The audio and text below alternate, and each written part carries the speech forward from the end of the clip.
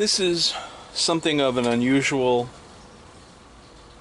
subject for bonsai, both in terms of the species and the styling.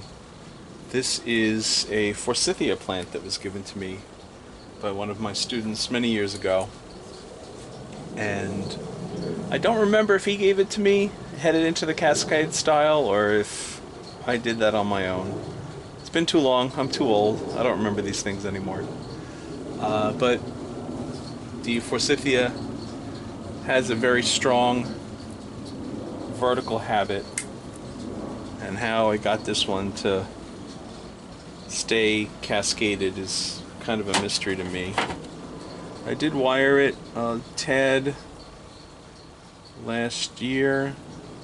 Nothing seems to be biting in. Seems to be holding its shape. So I'm going to remove this. Now, if you know your early flowering shrubs, you're going to see the winter hazel and witch hazel first, the Japanese apricots, and then forsythia will be doing its thing. You can see here I have a volunteer chrysanthemum seedling, and you can see here that we're in need of a root pruning, maybe even an uppotting. We'll see. So I'm going to look for my usual root mealybugs, slugs, not seeing anything along those lines. Now I'm going to try and disentangle the chrysanthemum. I don't think it's anything special. It's just a seedling that popped up in the greenhouse. It's one of my, I don't know if you want to consider it side benefits, but I frequently wind up with chrysanthemum seedlings in the greenhouse, and sometimes they are worth working with, sometimes they're not, so we'll pot him up and then we'll come back to what I see. See, it wants to bud out all over the place. I see is the front of the tree. I don't really think that's necessary. These root very easily, so I will stick that in some rooting medium. Don't think I need this piece here.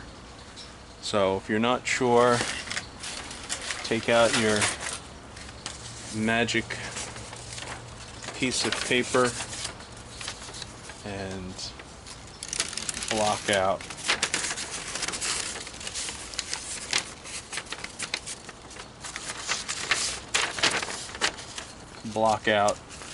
the part that you want to remove, and then you can determine if the tree looks better with it or without it. I like the back branch, don't like this part up here.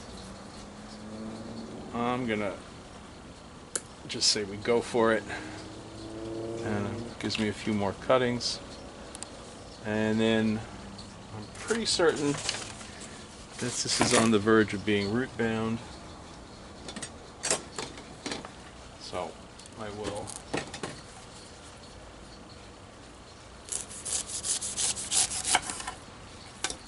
cut through the bottom.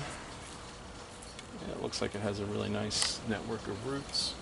And then I'm going to comb down the sides. I have some oxalis up there. Not too bad. I have a feeling things are having trouble competing with these roots.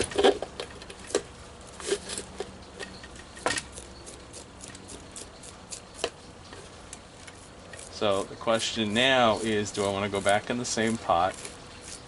Do I want to go in a slightly larger pot? If I go in a slightly larger pot, give it more root run,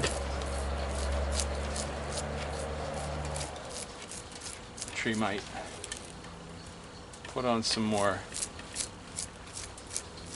thickness.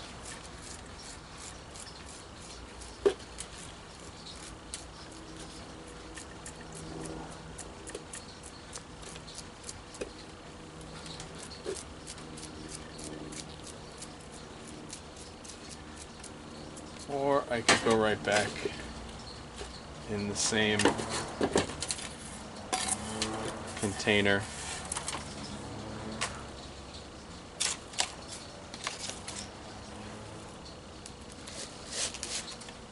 Seems like I've got some extra space for soil in there, a little more root run.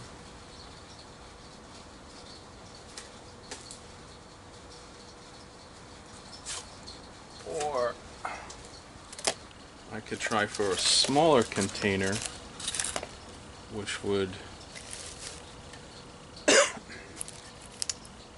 seriously cramp its ability to thicken. So we're going to go with the same container it came from. Layer of soil on the bottom. A little bit of Super Thrive.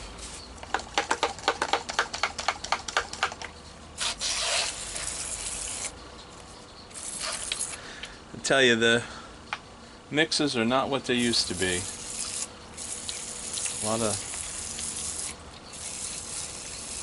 of junk finding its way into compost and peat moss. I wonder if we're using it faster than we can replenish it, or if manufacturers are trying to enhance their profits by using substandard fillers.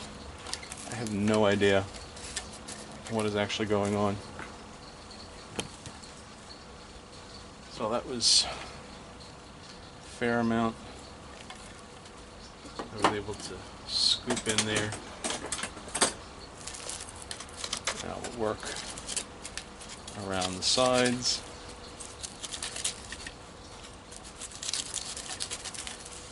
So this will be good for at least another year. I'm looking forward to the blooms. Now I've got to make sure that I haven't lost whatever the planting angle was, or if I want to change it now.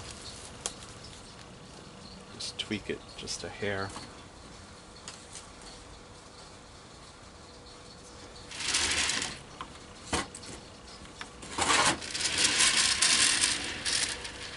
So when I'm getting soil down the sides, put my hand on the edge of the pot.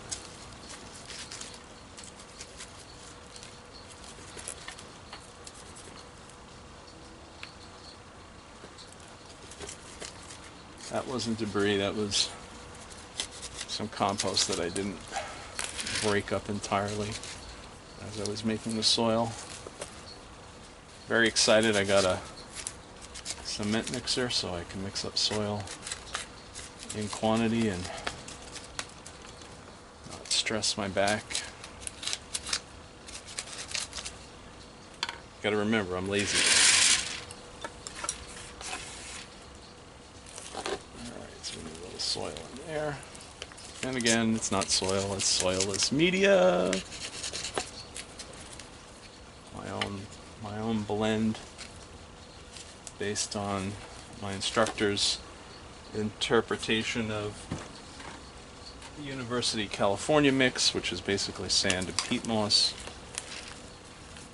I used to say that Monrovia was the biggest user of that type of mix. And you can grow your bonsai in anything. As long as you can keep the moisture and nutrients where they need to be. You could do a hydroponic bonsai, you could do a bonsai grown in broken glass.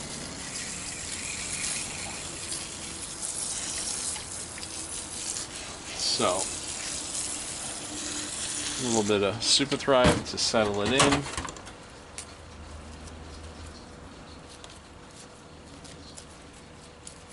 Feels firm but not compacted, which is what I'm looking for. And I've got one little dead piece of root that I don't need there. And I'm going to leave these branches, well, maybe except for that one. I'm going to leave these branches alone, let them flower, and then prune it back. So, an unusual or shall I say a not common subject for bonsai, in a uncommon style for that particular variety. I don't think I've seen too many cascaded forsythia. So looking forward to it flowering. When it's in bloom, I'll give you a follow-up. So this is the spot where I'm supposed to say like, subscribe, blah blah blah, questions, comments. Do your thing, but most importantly, go out and have fun with your trees.